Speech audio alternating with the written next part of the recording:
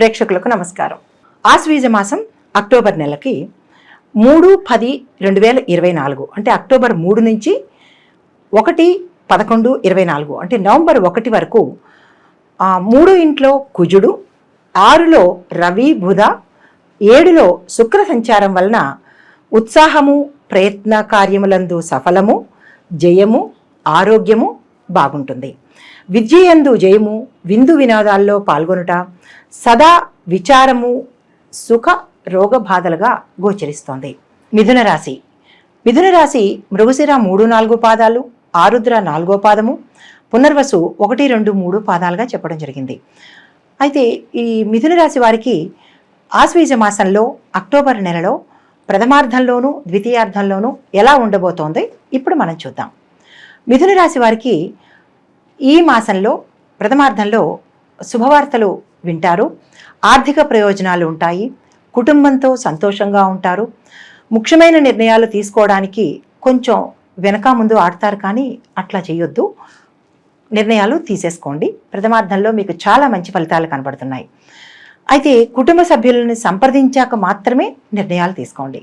కుటుంబ పరంగా వీరికి ఇంట్లోనూ పెద్దల్లోనూ అంటే ఇంటి పెద్దల్లోనూ అన్ని రకాలుగా వీరికి మంచి గౌరవ ప్రతిష్టలు కనబడుతున్నది. అయితే ఇంట్లో పెద్దలు ఎవరైతే ఉంటారో వారి యొక్క నిర్ణయం మేరకు నడుచుకుంటే మంచిది. ఏ నిర్ణయాలు తీసుకున్నా వారిని సంప్రదించి తీసుకోవాల్సిందిగా సూచన. తదుపరి ఆఫీసులో కొద్దిగా మనస్పర్ధలు మీ సహోద్యోగులతో కానీ పై అధికారులతో కానీ కొంచెం మనస్పర్ధలు కనబడేటట్టుగా కనబడుతోంది ప్రథమార్థంలో. దాన్ని మీరు చాకచక్యంగా నెగ్గుకొస్తారు, కానీ కొంచెం సమన్వయం పాటించవలసిందిగా చెప్పడం జరిగింది. అయితే ఏ పనినైనా చేసేటప్పుడు కొంచెం ఆచితూచి చేయవలసిందిగా చెప్పడం జరిగింది. దీర్ఘకాలికంగా మీకు ఏదైనా అనారోగ్య సమస్యలు ఉంటే ఈ మాసంలో ఇప్పుడు మీకు అవన్నీ మంచిగా అవుతుందన్నమాట. అంటే అనారోగ్యం నుంచి బయటపడతారు, ఆరోగ్యమే మీకు ఎక్కువగా కనబడుతోంది. అయితే కొత్త ప్రణాళికలు ఏమైనా వెయ్యాలని అనుకుంటే కనుక కొంచెం పోస్ట్పోన్ చేయండి. ప్రథమార్థంలో మీకు అంతగా కలిసి వచ్చినట్టుగా కనపట్టలేదు. ద్వితీయార్థంలో ఆ ప్రయత్నాలు చేయండి. రోజంతా అంటే మీకు ఈ మాసంలో ఈ ప్రథమాధ్యాయంలో మీకు కొంచెం గడబిడగా ఉన్నట్టుగా కనిపిస్తుంది. అంటే ఆ మనసు ఆలోచనగా సరిగా ఉండక కొంచెం అస్తవ్యస్తంగా ఉన్నట్టుగా అనిపిస్తుంది. కొంచెం విశ్రాంతి తీసుకుని మీ పెద్దల్ని సంప్రదించండి. తర్వాత కొత్త ప్రణాళికలు ఈ మాసంలో వెయ్యవద్దు. బంధువులతో ఏవైనా విభేదాలు ఉంటే అవి పరిష్కారం అవుతాయి. కుటుంబంలో అన్యోన్యమైన వాతావరణం కనబడుతోంది. శత్రువులందరూ మీకు గతంలో శత్రువులుగా ఉన్నప్పటికీ ఈ మాసంలో మీకు మిత్రులు అవుతారు. మీరు ఏది అడిగితే అది చేసేటట్టుగా ఉన్నారు, మీ వైపు చాలా ఫేవర్గా ఉంటారు. తదుపరి వ్యాపారంలో కనుక మీరు ఏదైనా పెట్టుబడులు పెట్టాలి అంటే ఇప్పుడు కలిసి వచ్చే సమయము. పెట్టుబడులు నిర్భయంగా పెట్టండి. తర్వాత ఏదైనా పార్ట్నర్షిప్ వ్యవహారం చేయాలని అనుకుంటే కనుక పార్ట్నర్షిప్ వ్యాపారం కానీ లేదైనా కొత్త బిజినెస్ చేద్దామనుకుంటే కనుక ఈ మాసంలో ప్రథమార్థంలో మీకు అన్ని విధాల విజయం చేకూరుతుంది. పాత బకాయిలు ఏమైనా ఉంటే కనుక ఎవరైనా డబ్బులు ఇవ్వాల్సిన వాళ్ళు ఇవ్వకుండా ఎగవేస్తే కనుక ఈ మాసంలో మీకు వచ్చే అవకాశంగా కనబడుతోంది. నెక్స్ట్ మిథున రాశి వారికి ఈ మాసంలో ఇప్పుడు మీకు అనుకోని బకాయిలు కానీ ధనప్రాప్తి కానీ వచ్చే సూచన కనబడుతోంది. తర్వాత ఖర్చులని పెంచుకోకుండా తగ్గించుకుంటే మంచిది. ఈ సంవత్సరంలో 24-24 వరకు గురువు 11లోను, తర్వాత 21-4-24 నుంచి సంవత్సరాంతం వరకు 12లోకి సంచరిస్తున్నాడు. శని కుంభరాశిలో 9వ స్థానంలో సంచారము. రాహుకేతువులు ఇద్దరు 11వ రాశిలోను 10వ ఇంట్లోనూ సంచారం చేస్తున్నారు. కేతువు 4వ ఇంట్లో సంచారం చేస్తుంటే వారి ఫలితాలు ఎలా ఉంటాయి చూద్దాము. శని ఫలితము నవమ సంచారం వలన వివిధ రూపాలలో కష్టం రాబోతోంది. పాపకార్యములందు ఆసక్తి కనబరుస్తారు. ప్రయత్నాలు ఏవైనా చేస్తూ ఉంటే కనుక అవి చెడిపోయే అవకాశం కనబడుతోంది. వృత్తియందు ఆఫీసులో కానీ వృత్తిలో కానీ వ్యాపారంలో కానీ కొంచెం ఆటంకాలు ప్రథమార్థంలో కనపడుతున్నాయి. రాహు ఫలితం ఎలా ఉండబోతోంది అంటే మనసు చాలా సంతోషంగా, ఉత్సాహంగా, ఆనందంగా ఉంటుంది. శరీరము బలంగా తయారవుతుంది, అంటే ఆరోగ్యం లేకుండా ఆనందంగా ఉంటుంది.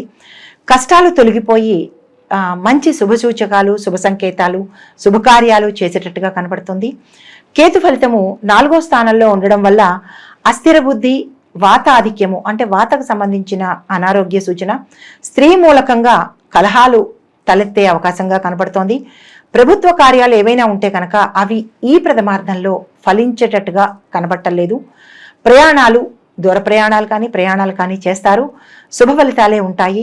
సుఖవంతమైన ప్రయాణాలుగా సూచన కనబడుతోంది.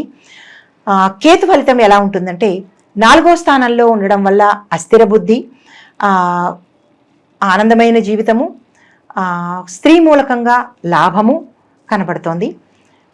తదుపరి ఉద్యోగస్తులకు, వ్యాపారస్తులకు, రాజకీయ వాళ్ళకి ఎలా ఉంది అంటే వ్యవసాయదారులకు ఆదాయానికి మించిన ఖర్చులు కనబడుతున్నాయి. కౌలుదారులకు కొంచెం ఇబ్బంది పెడతారు. మీకు 2వ పంటకు కొంచెం ఇబ్బంది కలుగుతుంది. అయినప్పటికీ ప్రథమార్థంలో ప్రభుత్వం నుంచి మీకు సహాయ సహకారాలు అందుతాయి. చేసిన పంట చేతికి వస్తుంది. తదుపరి ఉద్యోగస్తులకు ఈ మాసంలో ప్రథమార్థంలో యోగదాయకంగా ఉంది. ప్రమోషన్లు వచ్చే అవకాశం ఉంది. రాని బకాయిలు అంటే ఏరియర్స్ వచ్చే అవకాశంగా కనబడుతోంది. మీ పై అధికారుల వల్ల మీకు మెప్పులు, గౌరవాలు, ప్రమోషన్స్ వచ్చే అవకాశంగా కనబడుతోంది. తదుపరి ప్రత్యేకమైన గుర్తింపు వచ్చి మీకు వేరే స్థానానికి బదిలీ చేస్తారు. మీకు ఉద్యోగస్తులకి చాలా మంచి అవకాశాలు వస్తాయి. కొత్తగా ఎవరైనా ఉద్యోగానికి అప్లై చేయాలి అని అనుకున్న వాళ్ళు కానీ, లేదా మాకు ఈ ఉద్యోగమే కావాలి, ఈ రంగంలోనే కావాలి అని అనుకున్న వాళ్ళు ప్రత్యేకించి ఆ రంగానికి ఈ మాసంలో ప్రథమార్థంలో కనుక మీరు అప్లై చేసుకుంటే సక్సెస్ని సాధిస్తారు, విజయాన్ని పొందుతారు. ఉద్యోగ లాభం కూడా ఉంది మీకు. తదుపరి విద్యార్థులకి జ్ఞాపక శక్తి కొంచెం తగ్గేటట్టుగా కనపడుతోంది ప్రథమార్థంలో. దానికి వినాయకుడికి సంబంధించిన పూజ చేసుకోవడం కానీ, వినాయకుడి మంత్రం చదువుకోవడం కానీ చేసుకోండి. తదుపరి మీరు ఎక్కడైనా వేరే స్కూల్లో కాలేజ్లో కానీ, నాకు ఈ విశ్వవిద్యాలయమే కావాలనుకోవడం కానీ, లేదా విదేశ ప్రయాణం చేయాలని అనుకోవడం కానీ, ఇలాంటివి ఏమైనా చేయాలని అనుకుంటే కనుక ఈ మాసంలో ప్రథమార్థంలో మీకు మంచి సక్సెస్ సాధించే అవకాశం కనబడుతోంది. సరస్వతి హోమం చేయించుకుంటే ఇంకా శుభ ఫలితాలు పొందే అవకాశం కనబడుతోంది. రాజకీయ వర్గం వారికి ప్రత్యర్థులపై ఆధిక్యత సంపాదిస్తారు. ఈ మాసంలో ప్రథమార్థంలో మిమ్మల్ని ఎదిరించేవారే లేరు. కొత్తగా ఎవరైనా రాజకీయంలోకి అడుగు పెడదామనుకున్న వాళ్ళకి ఈ మాసంలో సక్సెస్ని సాధించేస్తారు.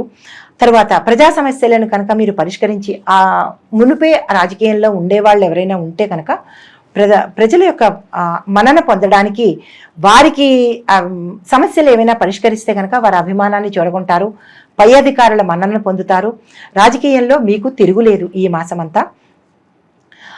తదుపరి వ్యాపారస్తులు కనుక ఎవరైనా మీరు పెట్టుబడులు పెడదామనుకుంటే ఈ మాసం చాలా బాగుంటుంది. రియల్ ఎస్టేట్ రంగం వారికి ఈ మాసంలో చాలా మంచి ఫలితాలు కనబడుతున్నాయి. ఎవరితోనైనా అంటే లావాదేవీలకి వెళ్ళకండి. కోర్టు వ్యవహారాలకి ప్రత్యేకించి వెళ్ళొద్దు అన్నట్టుగా సూచన కనబడుతోంది. ద్వితీయార్థంలో ప్రయత్నించండి, ప్రథమార్థంలో ఆగిపోండి.